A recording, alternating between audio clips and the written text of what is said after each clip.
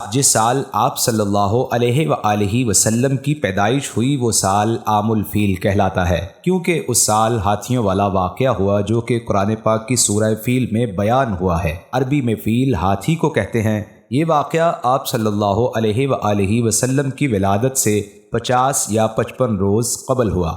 در حقیقت یہ واقعہ آپ صلی اللہ علیہ وآلہ وسلم کی آمد کی ایک نشانی تھی اور اللہ رب العزت کے منصوبے کا ایک اہم حصہ تھا۔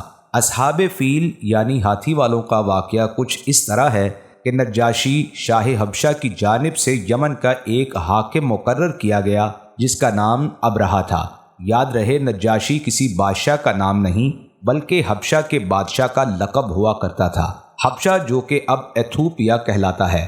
نجاشی کے مقرر کردہ حاکم یمن ابرہہ نے جب یہ سنا کہ عرب کے تمام لوگ حج بیت اللہ کے لیے مکہ مکرمہ جاتے ہیں، خانہ کعبہ کا طواف کرتے ہیں اور لوگوں کا وہاں ایک بڑا مجمع اکٹھا ہوتا ہے، تو اس نے سوچا کہ عیسائی مذہب کے نام پر بھی میں ایک ایسی عالیشان زبردست عمارت بنا لیتا ہوں جس کی طرف پوری دنیا سے لوگ آئیں اور خانہ کعبہ سے سب کی توجہ ہٹ جائے۔ چنانچہ اس نے یمن کے شہر صنعا میں ایک بہت ہی خوبصورت قسم کا چرچ بنایا۔ جب عرب میں یہ بات مشہور ہوئی کہ ابرہہ نے خانہ کعبہ کے مقابلے کے لیے ایک بہت ہی خوبصورت گرجا بنایا ہے، تو ایک روایت میں آتا ہے کہ قبیلہ کنانہ کا ایک آدمی خاص طور پر مکہ مکرمہ سے یمن آیا اور گرجے میں جا کر گندگی کی، جبکہ بعض روایات میں ہے کہ عرب کے کچھ نوجوانوں نے اس گرجے کے قریب آگ جلائی تھی جس کی وجہ سے گرجے کو بہت زیادہ نقصان پہنچا۔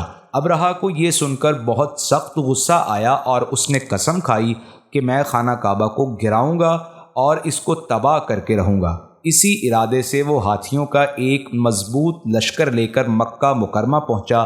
ان ہاتھیوں میں ایک ایسا ہاتھی بھی تھا جو بہت زیادہ طاقتور تھا۔ ابرہہ خود اس پر سوار تھا۔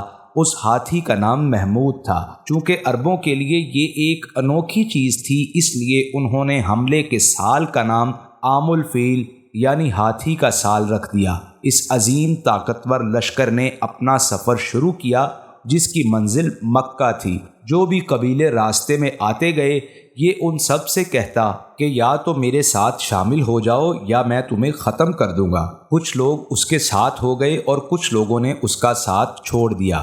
جنہوں نے انکار کیا یہ ان کو مسمار کرتا گیا۔ خیر اس طرح ایک بہت بڑی فوج تیار ہو گئی۔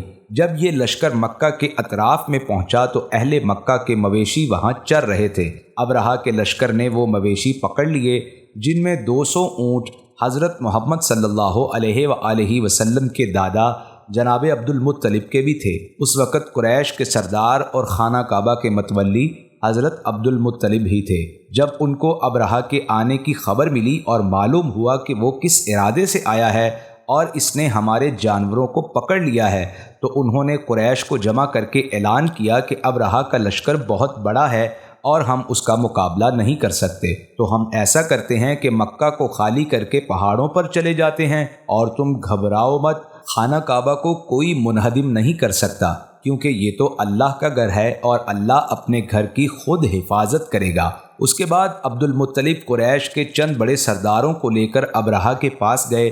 ابرہہ نے جناب عبد المطلب کا استقبال بڑے شاندار طریقے سے کیا۔ جب اس نے جناب عبد المطلب کو دیکھا تو وہ ان کی خوبصورتی، عظمت، ہیبت اور وقار سے ایک دم مرعوب ہو گیا اور نہایت احترام اور اکرام کے ساتھ پیش آیا اور خود تخت سے نیچے آ کر ان کے ساتھ بیٹھ گیا۔ حضرت عبد المطلب نے اس سے کہا کہ میں تمہارے پاس اپنے اونٹوں کی رہائی کا مطالبہ کرنے کے لیے آیا ہوں۔ تو ابرہہ بڑا حیران ہوا اور اس نے کہا کہ میں تو آپ کو بڑا سردار سمجھتا تھا، اور کیونکہ آپ خانہ کعبہ کے متولی اور مکہ کے سردار ہیں تو میں یہ سمجھ رہا تھا کہ آپ کوئی بہت بڑی بات کرنے کے لیے آئے ہو، لیکن آپ تو صرف مجھ سے اونٹوں کی رہائی کا مطالبہ کرنے کے لیے آئے ہو۔ یہ تو بہت ہی عجیب سی بات ہے۔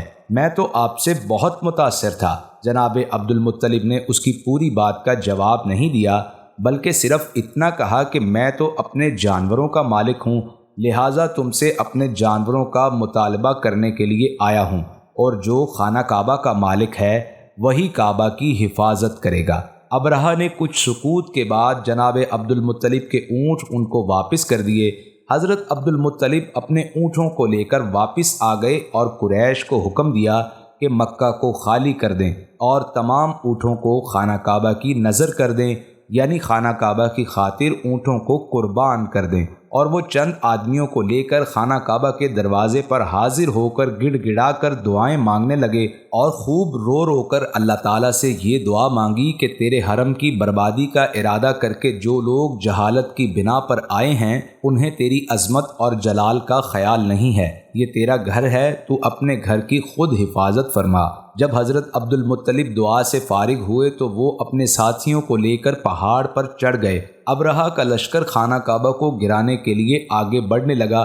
جب یہ حملہ کرنے کے لیے مکہ کی طرف بڑھے اور خانہ کعبہ کے بہت قریب آ گئے تو ہاتھی محمود جو باقی ہاتھیوں کا لیڈر تھا وہ نیچے بیٹھ گیا اور آگے بڑھنے سے انکار کر دیا۔ لوگوں نے اس کو مارا، زنجیروں سے کھینچ کر اٹھانے کی کوشش کی مگر وہ نہ ہلا۔ جب اس کا رخ واپسی یعنی یمن کی طرف کرتے تو وہ اٹھ کر چلنے لگتا، اگر دائیں یا بائیں کرتے تب بھی اٹھ کر چلتا، مگر کعبہ کی طرف ایک بھی قدم بڑھانے کو تیار نہ تھا۔ ان کو سمجھ نہیں آ رہا تھا کہ آخر یہ محمود کو ہوا کیا ہے۔ دراصل وہ ہاتھی اللہ تعالیٰ کے حکم سے خانہ کعبہ کے احترام میں آگے ہی نہیں بڑھ رہا تھا۔ اب اللہ کے حکم سے یہ ہوا کہ ابابیل نامی چھوٹے چھوٹے پرندوں کی ایک بڑی جماعت آسمان پر ظاہر ہوئی اور ہر ایک کی چونچ اور پنجوں میں چھوٹی چھوٹی کنکریاں تھیں۔ یہ ابابیل ابرہہ کی فوج پر اس طرح کنکریاں برسانے لگے کہ جس پر بھی کنکری لگتی اس کے جسم میں سوراخ کر دیتی اور وہ ہلاک ہو جاتا۔ یعنی ایک طرح سے اس زمانے میں گولیاں تو نہیں تھی لیکن یہ گولی کا کام دے رہی تھی۔ غرض یہ کہ اس طرح ابرہہ کا لشکر تباہ اور برباد ہو گیا، اور اس کے بعد ابرہہ کے بدن پر چیچک کے دانے نمودار ہونے لگے جس سے اس کا تمام بدن گل سڑ گیا اور بدن سے پیپ اور لہو بہنے لگا، اور ایک کے بعد ایک اس کے جسم کا حصہ بوٹیوں کی طرح کٹ کر گرتا چلا گیا۔ آخرکار اس کا سینہ پھٹا، دل بھی باہر نکل آیا اور بالآخر دم نکل گیا۔ اللہ تعالیٰ نے اس کو اتنی ہیبت ناک سزا دی کہ وہ بہت ہی تکلیف کی موت مرا۔ ابرہہ کا سارا لشکر تباہ ہو گیا۔ پھر اللہ تعالیٰ نے سیلاب بھیجا جو ساری لاشوں کو بہا کر دریا میں لے گیا، اور اس طرح یہ نیست و نابود ہو گئے۔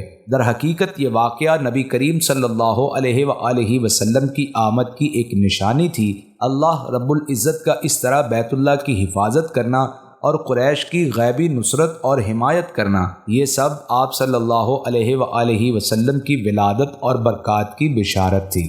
ہاتھیوں کا یہ واقعہ اور کعبہ کی حفاظت اس بات کی نشاندہی تھی کہ آپ صلی اللہ علیہ وآلہ وسلم کی پیدائش ہونے والی ہے، اور اللہ تعالیٰ نے دنیا سے شرک اور کفر کے اندھیروں کو دور کرنے کا ارادہ کر لیا ہے۔ اللہ سے دعا کرتے ہیں کہ اللہ تعالیٰ ہم سب کے دلوں کو حضور صلی اللہ علیہ وآلہ وسلم کی محبت کے نور سے منور فرمائے۔